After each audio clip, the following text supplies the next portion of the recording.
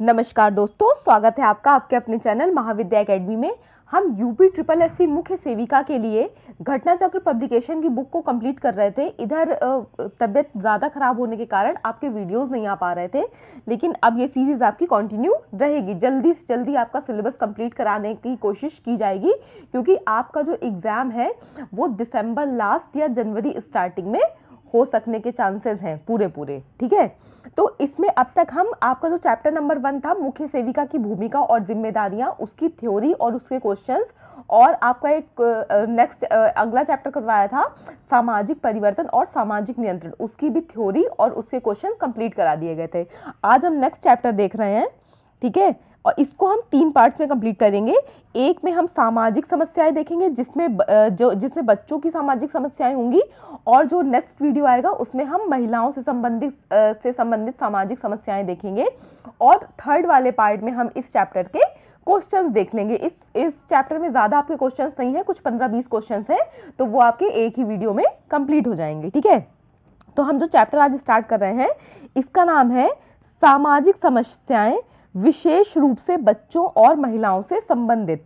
यानी कि समाज में बच्चों और महिलाओं से संबंधित जो भी समस्याएं व्याप्त हैं, उनके प्रमुख मुद्दे क्या हैं वो आप इस चैप्टर में पढ़ेंगे। ठीक है, और कोशिश की जाएगी कि आपको उन मुद्दों के समाधान समझाने की भी कोशिश की जाए। ठीक है, चलिए देखिए, इसमें पहला है आपका दिया हुआ है सामाजिक समस्या। आपको सबसे पहले देखना है कि सामाजिक समस्या होती क्या है। ठीक है, देखिए, फूलर और मेयर्स ने सामाजिक समस्या की परिभाषा देते हुए कहा है, यह वह स्थिति है जिसे व्यक्तियों की बड़ी संख्या आकांक्षित सामाजिक मानदंडों से विचलन मानती है। ठीक है, ये किसने कहा है? ये कहा है आपका फूलर्स और मेयर्स ने। फूलर्स और मेयर्स ने क्या कहा है? इन्होंने सामाजिक समस्या की परिभाषा दी थी, उसमें इन्होंने ये बताया था कि ये वो स्थिति है जिसमें व्यक्तियों की एक बड़ी संख्या आकांक्षित सामाजिक मानदंडों से विचलन मानती, यानी कि जो समाज में व्याप्त मतलब आदर्श समाज होने के जो मानक हैं, उनसे जब विचलन की स्थिति आ जाती है, यानी कि उनसे जब भटकाव हो जाता है, तो यही क्या होती है? यही होती है सामाजिक समस्या। ये आपकी डेफिनेशन किसने दी है? ये दी है फूलर्स और मेयर्स ने। ठीक है, नेक्स्ट देखिए, नेक्स्ट है रेनहार्ट। रेनहार्ट ने सामाजिक समस्या की यह कहकर व्याख्या की है कि यह वह स्थिति है जिससे समाज का एक खंड या एक बड़ा भाग प्रभावित होता है, और जिससे ऐसे हानिकारक परिणाम हो सकते हैं अथवा होते हैं जिनका सामूहिक रूप से समाधान संभव है। ठीक है, ये किसने कहा है? ये कहा है आपका रेनहार्ट ने। रेनहार्ट ने क्या कहा है? इन्होंने कहा था कि ये वो स्थिति है, ये यानी कि सामाजिक समस्या। सामाजिक समस्या वो स्थिति है जिससे समाज का एक खंड या एक बड़ा भाग प्रभावित होता है। ठीक है, और जिसके ऐसे हानिकारक परिणाम होते हैं जिनका सामूहिक रूप से समाधान किया जा सकता है। यानी कि मतलब ये समस्याएं ऐसी होती हैं कि ऐसी नहीं कि एक बार ये समस्या हो गई है तो वो मतलब जिंदगी भर हमेशा बनी रहेगी। ये ऐसी सामाजिक समस्याएं होती हैं कि इनको व्यक्तियों के द्वारा क्या किया जा सकता है? सॉल्व किया जा सकता है। ठीक है, नेक्स्ट देखिए, नेक्स्ट है मर्टन और निस्बर्ट। ठीक है, मर्टन और निस्बर्ट का विचार है कि सामाजिक समस्या व्यवहार का एक ऐसा रूप है जिसे समाज का एक बड़ा भाग व्यापक रूप से स्वीकृत एवं अनुमोदित मानदंडों का उल्लंघन मानता है। ये किसने कहा है? ये आपका कहा है मर्टन और निस्बर्ट ने। इन्होंने क्या कहा है? इन्होंने कहा है कि व्यापक व्यवहार का ऐसा रूप, मतलब ये आपके ही व्यवहार का एक ऐसा रूप है जिसको क्या समाज का एक बड़ा व्यापक रूप से स्वीकृत एवं अनुमोदित मानदंडों का उल्लंघन मानता है। यानी कि वो व्यवहार, व्यक्ति के वो व्यवहार जो समाज में व्याप्त मानदंडों से क्या हो जाते हैं? विपरीत हो जाते हैं, उनका उल्लंघन करते हैं, वही क्या है? वही सामाजिक समस्या के रूप में उभरते हैं। ठीक है, ये किसने कहा है? ये कहा है आपका मर्टन और निस्बर्ट ने। नेक्स्ट डेफिनेशन देखिए, नेक्स्ट है आपकी सेल्जनिक की। ठीक है, सेल्जनिक का कहना है कि सामाजिक समस्या मानव संबंधों की वह समस्या है जो समाज को संकट में डालती है या कई लोगों की महत्वपूर्ण आकांक्षाओं को प्राप्त करने में रुकावट पैदा करती है। ठीक है, ये किसने कहा है? ये कहा है आपका सेल्जनिक ने। इन्होंने क्या कहा है कि ये जो सामाजिक समस्या है ये मानव संबंधों की वो समस्या है जो समाज को किसमें डालती है, समाज को संकट में डाल देती है, ठीक है, या कई लोगों की महत्वपूर्ण आकांक्षाओं को प्राप्त करने में रुकावट पैदा करती है। यानी कि जब समाज में सामाजिक समस्याएं व्याप्त हो जाती हैं तो क्या होता है कि जो लोगों के एम्बिशन है, जो लोगों की महत्वाकांक्षाएं हैं, जो उनके सपने हैं, या सीधा कह लीजिए कि फिर ये क्या करती है, लोगों की प्रगति में रुकावट डालने लगती है, ठीक है।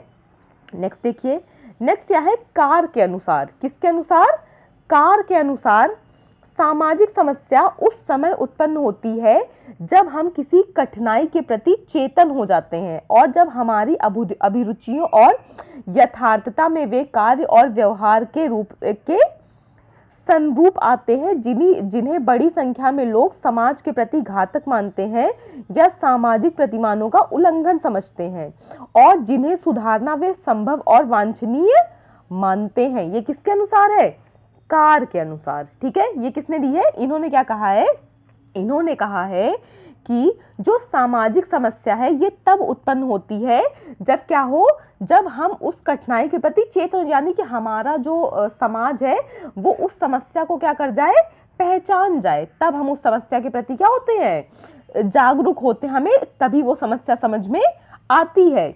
जब हमारी अभिरुचियों और यथार्थता में वे कार्य व्यवहार के संरूप आते हैं जिन्हें बड़ी संख्या में लोग समाज के प्रति घातक मानते हैं, यानी कि जब वो चीजें वास्तव में मतलब दिखने लगती हैं, किसमें, लोगों के कार्य में, उनके कार्य करने की शैली में, उनके व्यवहार में, कौन सी चीजें, जो क्या है, समाज की जो मतलब आदर्श संरचना है उसको बनाए रखने में जो व्यवहार घातक होते हैं, जब वो लोगों के व्यवहार और उनके कार्यशैली में दिखने लगे तो इस तरह की चीजें क्या होती हैं, यही होती है सामाजिक समस्या। किसके अनुसार, कार के अनुसार, ठीक है।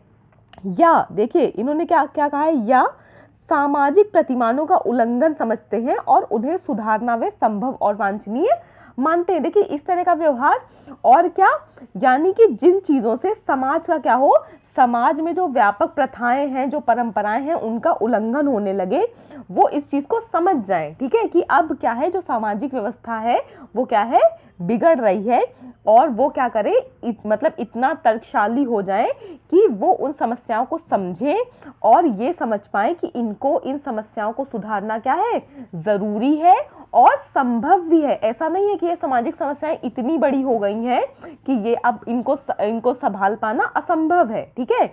यानी कि वो ये समझते हैं कि इन सामाजिक समस्याओं को सुलझाना जरूरी भी है और संभव भी है, ठीक। नेक्स्ट देखिए, नेक्स्ट है पॉल लैंडिस के विचार में। नेक्स्ट डेफिनेशन किसके अनुसार है, यह है पॉल लैंडिस के विचार में, सामाजिक समस्याएं व्यक्तियों की वे कल्याण संबंधी आकांक्षाएं हैं जो पूरी नहीं हो पाई हैं। ये किसने कहा है, ये कहा है आपका पॉल लैंडिस ने। इंपॉर्टेंट डेफिनेशन है, कई बार पूछी जा चुकी है। क्या कहा है, इन्होंने कहा है सामाजिक समस्याएं व्यक्तियों की वे कल्याण संबंधी आकांक्षाएं हैं जो पूरी नहीं हो पाई हैं, ठीक है। नेक्स्ट डेफिनेशन देखिए, नेक्स्ट क्या है, हार्टन और लेस्ले लिखते हैं, यानी कि हार्टन और लेस्ले के अनुसार क्या है सामाजिक समस्या, देखिए इनके अनुसार, किसके अनुसार, इन दोनों के अनुसार, एक स्थिति है जो व्यक्तियों की एक बड़ी संख्या का ऐसे तरीके से प्रभावित करती है जो अवांछनीय समझे जाते हैं और यह सोचा जाता है कि सामूहिक सामाजिक क्रिया के द्वारा उसके बारे में कुछ किया जा सकता है। देखिए जो आपके हर्टन और लेस्ले थे, इन्होंने क्या कहा है, इन्होंने कहा है कि मतलब ये सामाजिक जो समस्या है ये एक ऐसी स्थिति है जो बड़ी संख्या में, मतलब बड़ी संख्या व्यक्तियों की एक बड़ी संख्या का ऐसे तरीके से प्रभावित करती है जो अवांछनीय समझा, यानी कि समाज के एक बड़े वर्ग में कुछ ऐसी आदतें या कुछ ऐसी चीजें व्याप्त हो जाएं जो समाज के लिए, जो सामाजिक व्यवस्था के लिए अच्छी नहीं समझी जाती हैं, ठीक है, और सोचा जाता है कि सामूहिक सामाजिक क्रिया के द्वारा उसके बारे में कुछ किया जा सकता है। वो क्या है, वो है सामाजिक समस्या। किसके अनुसार, हार्टन और लेस्ले के अनुसार। नेक्स्ट देखिए, नेक्स्ट क्या है, नेक्स्ट है आपका सामाजिक समस्या एक ऐसी स्थिति है सामाजिक समस्या एक ऐसी स्थिति है जो व्यक्तियों की एक बड़ी संख्या को प्रभावित करती है, परंतु वह व्यक्तियों की सही संख्या नहीं बताती है जो उससे प्रभावित होते हैं।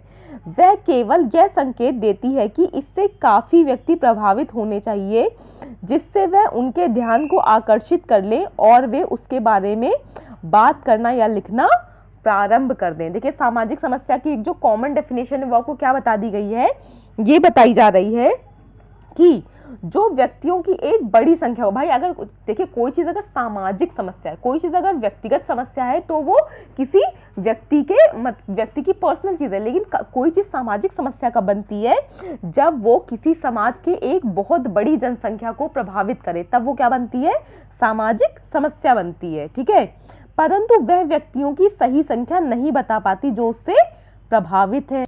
ठीक है, तो व्यक्तियों की सही संख्या नहीं बता पाती। इससे क्या मतलब, मान लीजिए एक कोई आपका स्थान है, ठीक है, एक मान लीजिए कि एक कोई समस्या है, उससे 10 किलोमीटर का आपका जो क्षेत्र है वो प्रभावित है। ठीक है, तो एकदम एग्जैक्ट आप डेटा नहीं बता सकते ना कि इतने लोग इससे प्रभावित हैं। ठीक है, तो इससे वही बात बताई गई है। वह केवल यह संकेत देती है कि इससे काफी व्यक्ति प्रभावित होने चाहिए, यानी कि एक अगर मान लीजिए 10 किलोमीटर के क्षेत्र में कोई सामाजिक समस्या व्याप्त हो गई है, तो आपको ये तो पता है कि इससे बहुत सारे लोग प्रभावित होंगे, लेकिन एग्जैक्टली कितने लोग प्रभावित होंगे ये आपको नहीं पता होगा। ठीक है, जिससे वह उसके ध्यान को आकर्षित कर ले और उसके बारे में बात करना और लिखना प्रारंभ कर दे। ठीक है, मान लीजिए किसी समाज में कोई कुरीति व्याप्त है, तो वो उस समाज में व्याप्त है, आपको ये पता होगा, उससे बहुत ज्यादा लोग प्रभावित हैं, हमको ये भी पता होगा। आप एक अनुमान भी लगा सकते हैं कि इतने व्यक्ति प्रभावित होंगे, लेकिन आप एग्जैक्टली नहीं बता सकते हैं कि कितने, गिनती में आप नहीं बता सकते हैं। ठीक है, और क्या है उसके बारे में, मतलब क्या होता है, इससे काफी व्यक्ति प्रभावित हो, जिससे क्या हो, उस समस्या की तरफ जो बड़ी संस्थाएं हैं, जो सरकार है, उनका ध्यान जाए, जो बड़े बुद्धिजीवी लोग हैं उनका ध्यान जाए, और वो उस समस्या के बारे में लिखना शुरू कर दें, बात करना शुरू कर दें, ताकि उस समस्या का समाधान किया जा सके। ठीक है, नेक्स्ट देखिए, नेक्स्ट है आपका सामाजिक समस्याओं की विशेषताएं। देखिए, सामाजिक समस्याओं की विशेषता क्या है, ये है आपकी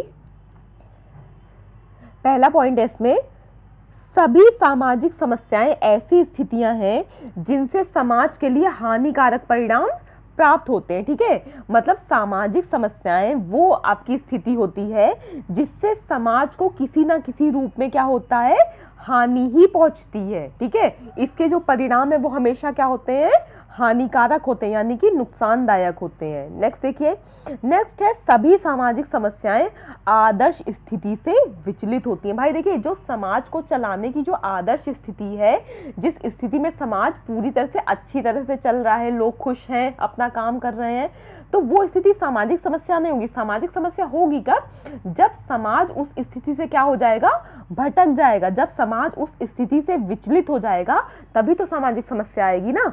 तो इसमें वही लिखा है। नेक्स्ट देखिए, नेक्स्ट है आपका सभी सामाजिक समस्याओं की उत्पत्ति का कोई समान आधार होता है, यानी कि जो सामाजिक समस्याएं उत्पन्न हुई हैं वो एकदम से नहीं हो जाती, बिना किसी बेस के नहीं हो जाती हैं।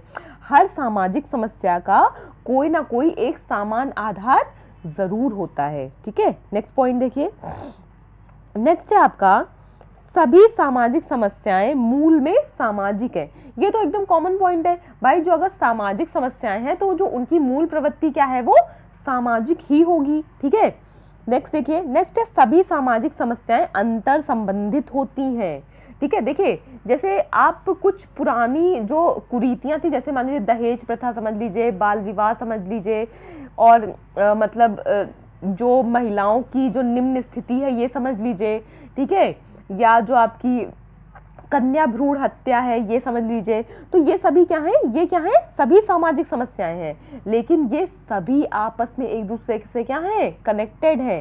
तो यही इसमें लिखा है कि सभी सामाजिक समस्याएं अंतर संबंधित होती हैं, यानी कि वो एक दूसरे से क्या होती हैं, संबंधित होती हैं।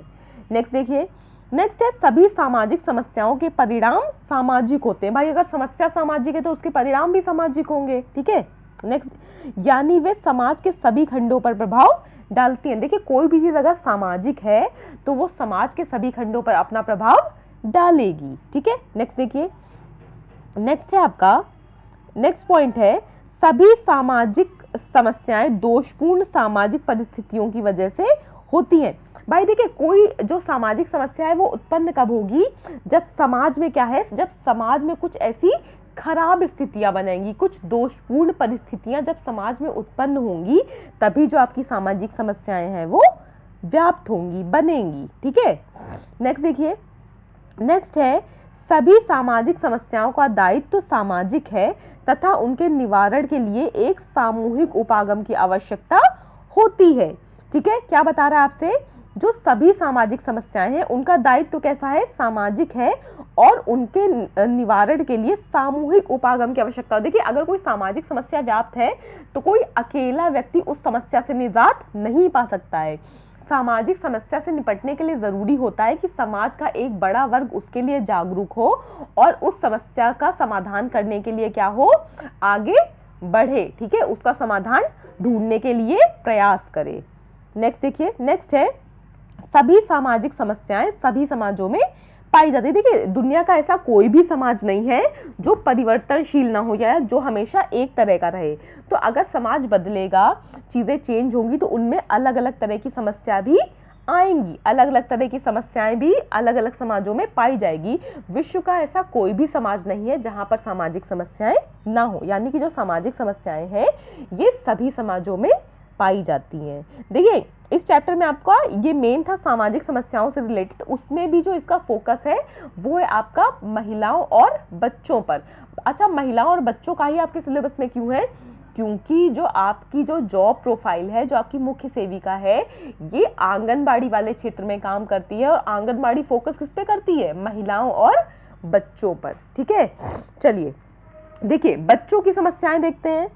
देखिए, बच्चों की समस्याओं के बारे में प्रमुख रूप से इस प्रकार बांटा जा सकता है, यानी कि बच्चों की जो समस्याएं हैं उनको निम्न रूपों में बांटा जा सकता है। जैसे एक बार देख लीजिए ब्रॉड लेवल पे, इसमें एक लड़कियों की समस्याएं हैं।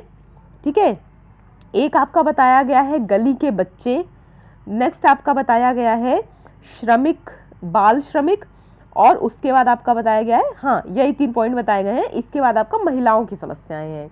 ठीक है, देखिए तो इसमें आपका पहला है बच्चों की समस्याओं में, पहला है क्या, लड़कियों की समस्या। क्या है पहला, पहला है लड़कियों की समस्याएं। देखिए, लड़कियों की समस्याओं में क्या है, हमारे समाज में लड़कियों के साथ भेदभावपूर्ण व्यवहार किया जाता है। एक लड़की होने के कारण उन्हें शिक्षा के अवसरों से वंचित कर दिया जाता है। उनका स्कूल में दाखिला नहीं होता है, स्कूल के बजाय उन्हें घर के कामकाज में लगा दिया जाता है। अक्सर गांवों में ऐसा देखने को मिलता है, इन बच्चियों को स्कूल ना भेजकर माँ के सहायक के रूप में काम करना पड़ता है और विवाह के बाद एक गृहिणी के कार्य उन्हें करने पड़ते हैं। वह पति के साथ भी घर के सभी कामकाज करती है। ठीक है, देखिए जो लड़कियों की मेन समस्या है वो यहाँ क्या बताई गई है, यहाँ ये बताई गई है जो हमारे समाज में लड़की है, यानी कि हमारे समाज में जो लड़की और लड़के में भेदभाव किया जाता है। ठीक है, मतलब लड़कों को ज्यादा वरीयता दी जाती है, किसके कंपेयर में, लड़कियों के कंपेयर में। ठीक है, एक लड़की होने के नाते क्या किया जाता है, लोग ये कहते हैं ना कि लड़की है, ज्यादा पढ़ लिख कर क्या करेगी।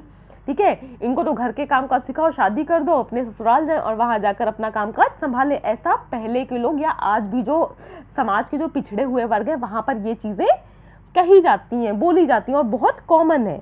ठीक है, क्या होता है, स्कूल में लड़कियों का दाखिला नहीं कराया जाता ये सोचकर कि लड़की है, ज्यादा पढ़ लिख कर क्या करेंगी। ठीक है, स्कूल के बजाय क्या किया जाता है, उनको घर के कामकाज सिखाने में ज्यादा मतलब प्रेफरेंस दी जाती है कि उनको घर के कामकाज आने चाहिए। ज्यादा पढ़ लिख कर, ज्यादा शिक्षा प्राप्त करके, ज्यादा ज्ञान का अर्जन करके क्या फायदा है इनके लिए। अक्सर गांवों में ऐसा भी देखने को मिलता है, इन बच्चियों को स्कूल ना भेजकर, यानी कि जो मतलब गांव वगैरह में जो बच्चियां होती हैं उनको स्कूल नहीं भेजा, बल्कि उनसे क्या कहा जाता है कि अपनी माँ के साथ रसोई में या घर के काम करो, क्योंकि आगे चलकर तुमको यही करना है। और यही लड़कियां अपने विवाह के बाद भी उनका जो मतलब पति है उसके साथ क्या है, उसकी साथ भी वो हर तरह के काम करवाती है। आपने गांव वगैरह में देखा होगा जो महिलाएं हैं वो खेतों में भी काम करती हैं। ठीक है, तो ये वही बताया गया है आपसे। नेक्स्ट देखिए, दूसरा है, एक दूसरा विश्वास ग्रामीण भारत में है कि स्त्रियों को शिक्षा विवाह निश्चित करने में जटिल समस्याएं पैदा कर देती है। इस कारण माता पिता अपनी लड़कियों का विवाह शीघ्र कर देते हैं। गरीब परिवार की लड़कियों को घर में केवल काम ही नहीं करना पड़ता, बल्कि उन्हें बाल श्रमिक की तरह पगार भी कमानी पड़ती है। इन विवाहित लड़कियों को आर्थिक दृष्टि से अपने मालिक के हाथों शारीरिक शोषण भी सहना पड़ता है। ठीक है, आप लोग देखिए, अगर इस मतलब जॉब की प्रिपरेशन करना है तो इसका मतलब है कि जो आपका परिवार है उसने आपको पढ़ा लिखा कर इस काबिल बनाया है। लेकिन अभी भी कई परिवार, भारत की जो पिछड़े इलाके हैं वहां पर ऐसा है कि लोग जो हैं वो अपनी जो बेटियां हैं उनको पढ़ाना उचित नहीं समझते। उनको लगता है कि अगर वो ज्यादा पढ़ लिख जाएगी तो आगे चलकर दिक्कत होगी। ठीक है, इस कारण वो उसका विवाह जल्दी से जल्दी कर देते हैं। और जो गरीब परिवार की लड़कियां होती हैं उनको सिर्फ घरेलू कामकाज ही नहीं सिखाए जाते, बल्कि उनको एक बाल श्रमिक की तरह यानी कि मजदूरी वगैरह भी करनी पड़ती है। और कई बार ऐसा होता है जो लड़कियां हैं उनको शारीरिक शोषण भी सहना पड़ता है समाज के हाथों। ठीक है, नेक्स्ट देखिए, नेक्स्ट है समाज के गरीब परिवारों में बच्चियों को बेच भी दिया जाता है। इन परिवारों के लिए लड़कियां आय का स्रोत भी हैं। समृद्ध घरेलू कामकाज के लिए इन लड़कियों को खरीद लेते हैं और कुछ स्थितियों में उन्हें रखैल की तरह भी रख लेते हैं। ठीक है, मतलब क्या होता है, जो मतलब समाज में क्या है, बहुत सारे ऐसे वर्ग हैं जो क्या करते हैं, जो बेटी के पैदा होने पर उसको क्या करते हैं, उसको बेच देते हैं और उसके बदले में धन ले लेते हैं। और जो बड़े परिवार हैं, जो समृद्ध परिवार हैं, वो क्या करते हैं, उन बच्चियों को ले लेते हैं और उनको क्या करते हैं, अपने घर में एक सर्वेंट की तरह उनसे काम लेते हैं। ठीक है, और बहुत बार ऐसा भी होता है, हमेशा इसका एक नेगेटिव पक्ष नहीं है, एक पक्ष ये भी है कि जो गरीब लोग हैं वो कई बार अपने बच्चों को बेचते हैं ताकि, और वो क्या होता है, जो समृद्ध परिवार है, बहुत सारे ऐसे समृद्ध परिवार हैं जो क्या है, जिनकी अपनी संतान नहीं है, तो वो लोग भी कई बार उन बच्चों को अडॉप्ट कर लेते हैं और उनकी जिंदगी मतलब फर्श से अर्श पर पहुंच जाती है। यानी कि उनके माँ बाप उनको असली में जिंदगी नहीं दे सकते थे, उससे बहुत अच्छी जिंदगी उनको मिल जाती है। देखिए, हर चीज का एक नेगेटिव और पॉजिटिव दोनों ही पक्ष होते हैं। हालांकि ये चीजें गलत है कि बच्चियों की खरीद फरोख्त करना, ये चीजें पूरी तरह से गलत है, इलीगल है। ठीक है, नेक्स्ट देखिए, नेक्स्ट है सामान्यतया बाल्यावस्था की अवधि प्रसन्नता से भरपूर होती है। ग्रामीण भारत में ये बच्चियां तिरस्कारित समझी जाती हैं, इनका शोषण और दमन होता है। कोई भी व्यक्ति इन बच्चियों के स्वास्थ्य को नहीं देखता। जब उसकी अवस्था गंभीर हो जाती है तब उसे किसी चिकित्सक या अस्पताल में ले जाया जाता है।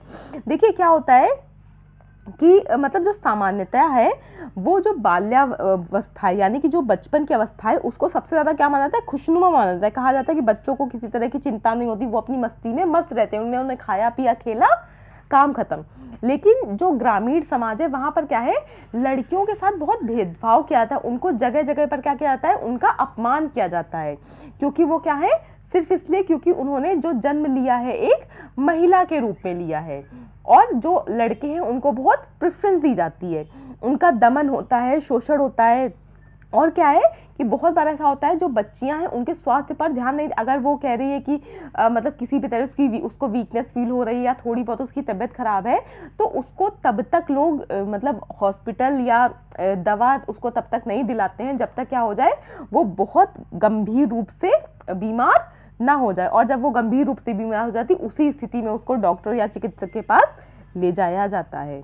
नेक्स्ट देखिए, नेक्स्ट है आपका, नेक्स्ट वर्ग कौन सा है, नेक्स्ट है आपका गली के बच्चे। यहाँ गली के बच्चों से मतलब बच्चों से तात्पर्य है जो क्या है, जो असहाय हैं, जो किसी ना किसी रूप से मतलब जो वंचित वर्ग से आते हैं। ठीक है, देखिए कुछ बच्चे जो गरीब परिवार के होते हैं शहरों और कस्बों में काम धंधे के लिए आते हैं। शहरों में यह बच्चे बूट पॉलिश करते हैं, गैराज में मदद करते हैं तथा अखबार बेचते हैं। उन्हें कचरा इकट्ठा करने वाला काम भी करना पड़ता है, जिससे किसी पूंजी निवेश की आवश्यकता नहीं पड़ती है। वे गंदी वस्तुओं को उठाने का काम भी करते हैं।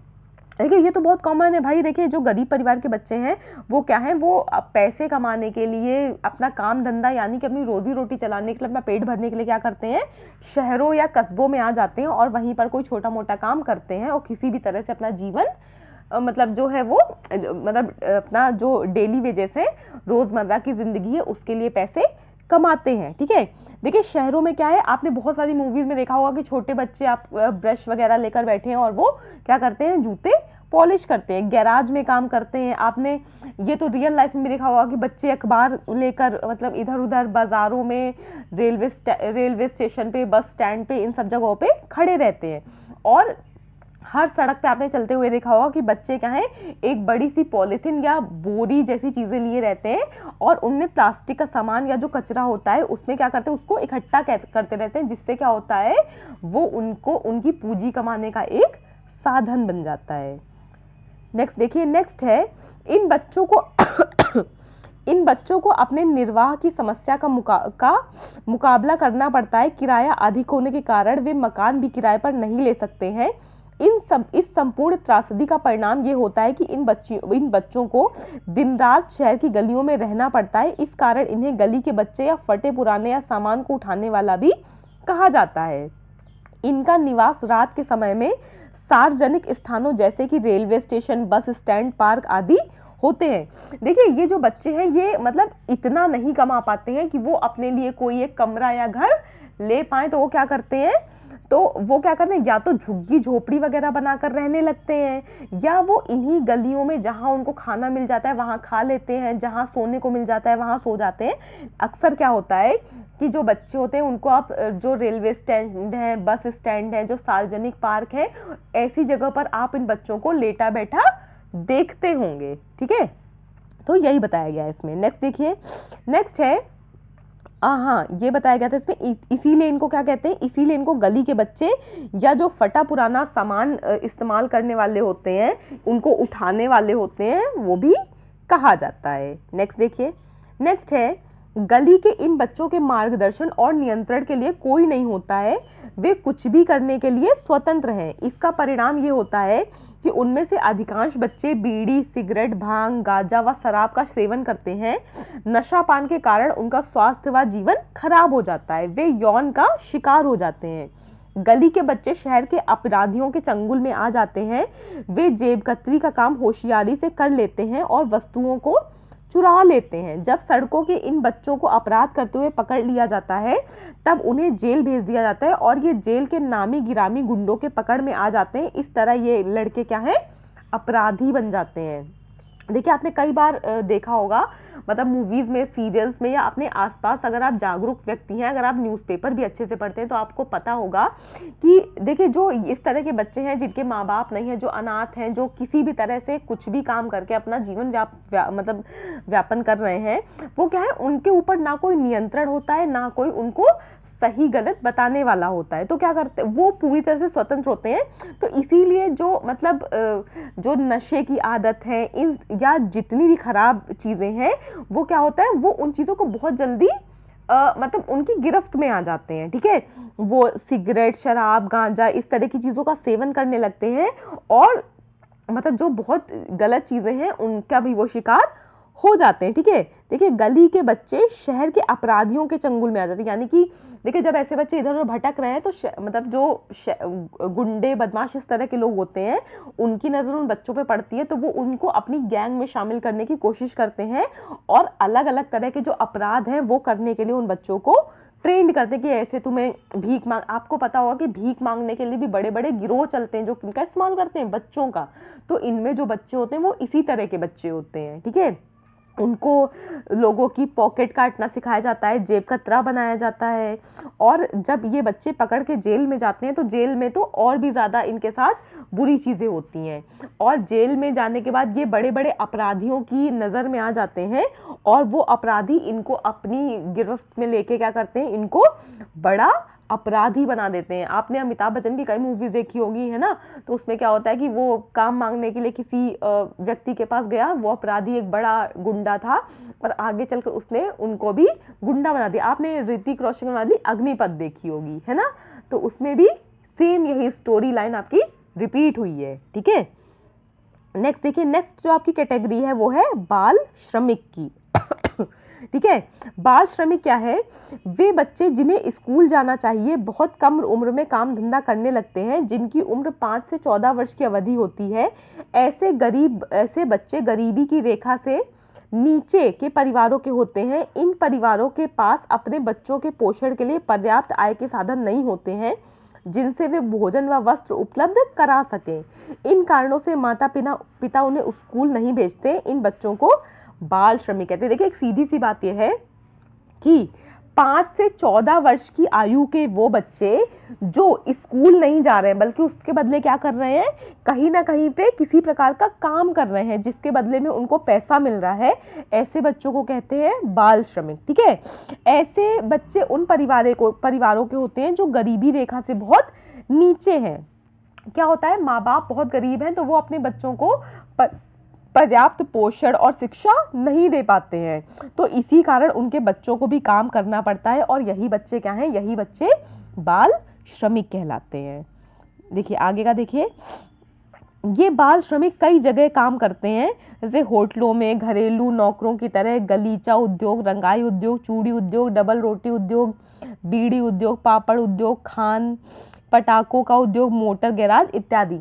आपने देखा होगा कभी आप किसी हाईवे वगैरह पे अगर चाय पीने बैठ गए होंगे तो आपने देखा होगा कि जो चाय की टपरियां होती हैं वहां पर जो छोटे छोटे बच्चे हैं वो आपको चाय, बिस्किट, इस तरह की चीजें लाके देते हैं। ठीक है, गुमटियों पर छोटी छोटी गुमटियां होती हैं, उनमें बच्चे रहते हैं, अखबार बेचते हैं बच्चे, पापड़ बेचते हैं, जो कई तरह की, जो आपका बाजार में भी आपने देखा होगा कि छोटे छोटे बच्चे चीजें लगाकर बैठकर उनको बेचते हैं। तो ये सब चीजें क्या है, ये सब चीजें किसके अंतर्गत आती हैं, बाल श्रमिकों के अंतर्गत आती हैं। ठीक है देखिए, बाल श्रमिक होने के कई कारण हैं, जिसमें से सबसे पहला कारण तो क्या है, गरीबी है, दूसरा अशिक्षा है। ठीक है, परिवार में काम करने वालों का अभाव है, शोषण है, दमन है, माता पिता द्वारा अमानवीय व्यवहार है, अधिक धन इकट्ठा करने की लालसा है, माता पिता की कम आय है, माता पिता का नियमित धंधा ना होना है या भूमिहीनता है। देखिए, बाल श्रमिक होने का सिर्फ एकमात्र कारण गरीबी नहीं है, इसके कई अन्य कारण हैं। एक इसमें से क्या है, अशिक्षा भी है।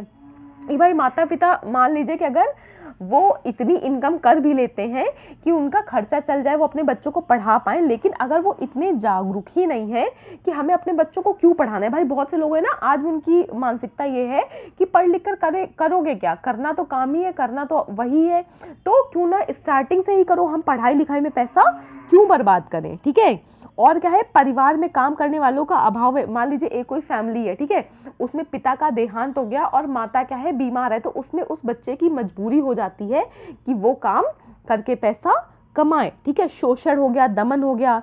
बहुत सारे माता पिता ऐसे भी हैं जो अपने बच्चों के साथ क्या करते हैं, जैसा व्यवहार करना चाहिए उससे विपरीत व्यवहार करते हैं, यानी कि दोषपूर्ण व्यवहार करते हैं। उससे भी क्या है, बच्चा उनसे मतलब दूर हो जाता है और वो अपनी चीजें खुद कमाकर करना चाहता है।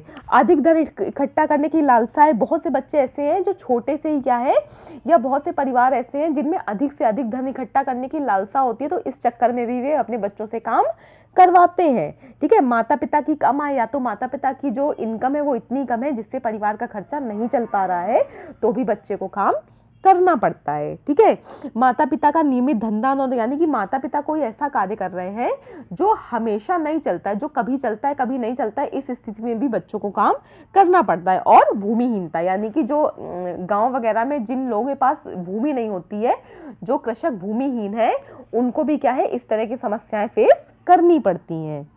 नेक्स्ट देखिए, बाल श्रमिक को कई स्वास्थ्य समस्याओं से जूझना पड़ता है। इसका कारण यह है कि वे गंदी दशाओं में काम करते हैं, वे कई बीमारियों के शिकार होते हैं, जैसे अस्थमा, तपेदिक, श्वास नली से जुड़ी हुई बीमारियां, आंख, कान, नाक, त्वचा की बीमारियां और यौन संबंधी बीमारियां। ठीक है, देखिए जो बाल श्रमिक है भाई, उनको किसी बहुत अच्छे कॉर्पोरेट में तो जॉब मिलेगी नहीं, उनको कोई बहुत अच्छा ऑफिसर तो बना नहीं दिया जाएगा, तो वो ऐसी फैक्ट्रियों में या इस तरह की जगहों पे काम करते हैं, जिससे क्या होता है, जिनसे उनके जो बॉडी ऑर्गन्स है, जो उनके शरीर के अंग है, उनमें विपरीत प्रभाव पड़ता है और धीरे धीरे वो चीजें क्या करती हैं, उनको बीमार बनाती जाती हैं। ठीक है, नेक्स्ट देखिए, नेक्स्ट है, इन श्रमिकों को दुर्घटना एवं मौत का मुकाबला भी करना पड़ता है। इन श्रमिकों को शारीरिक रूप से प्रताड़ित भी किया जाता है। ये श्रमिक इस तरह के शोषण से बचना चाहें तब भी वे बच नहीं सकते। उनके साथ यौन संबंधी दुर्व्यवहार भी किया जाता है।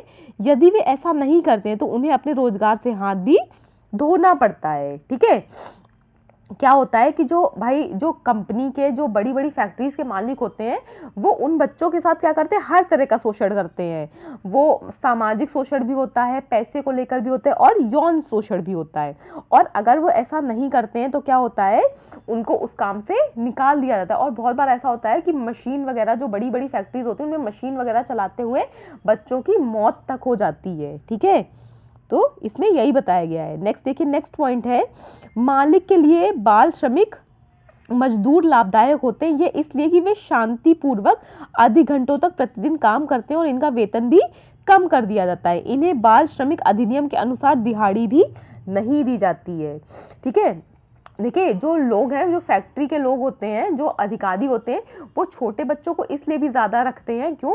क्योंकि उनको क्या है, जो बड़े लोग हैं, जो बड़े मजदूर हैं, अगर उनको रखेंगे तो उनको पूरी क्या करना पड़ेगा, उनका पूरा वेतन भी देना पड़ेगा। लेकिन जो छोटे बच्चे हैं उनसे क्या होता है, उनसे वो काम भी उतने ही कराते हैं, बल्कि उससे ज्यादा काम करवाते हैं और पैसे भी एक प्रॉपर मजदूर की तुलना में उनको आधे दिए जाते हैं। और बाल श्रमिक अधिनियम के अनुसार बच्चों को दिहाड़ी देने का कोई प्रावधान नहीं है, क्योंकि जो बाल श्रमिक है, क्योंकि जो बाल श्रम है उसी को अपराध माना गया है, तो उससे संबंधित कोई नियम भी नहीं होगा। ठीक है, तो लोग क्या करते हैं, बच्चों को रख लेते हैं और उनसे काम पूरा लेते हैं, लेकिन उनको जो वेतन है वो आधा ही देते हैं। तो इसके लिए क्या है, उनका काम भी पूरा हो जाता है और उनका पैसा भी कम लगता है। इसलिए देखिए नेक्स्ट पॉइंट, देखिए नेक्स्ट पॉइंट है आपका, बाल श्रमिक अधिनियम 1986 के अनुसार जो बच्चे 14 वर्ष से नीचे हैं बाल श्रमिक कहलाते हैं। इन्हें नाम मात्र की दिहाड़ी मिलती है। यह अधिनियम उन श्रमिकों को जो इस श्रेणी में आते हैं रेल के परिसर में काम नहीं करने देते। उनका यह निषेध बीड़ी बनाने और गलीचा बनाने, सीमेंट उत्पादन, जुलाही, रंग रोदन के कारखाने, पटाखे, साबुन के कारखाने, जूते बनाना और भवन निर्माण में लागू होता है। देखिए बाल श्रमिक अधिनियम 1986 के अनुसार जो बच्चे 14 वर्ष से नीचे, उनको क्या कहा जाएगा, बाल श्रमिक कहा जाएगा।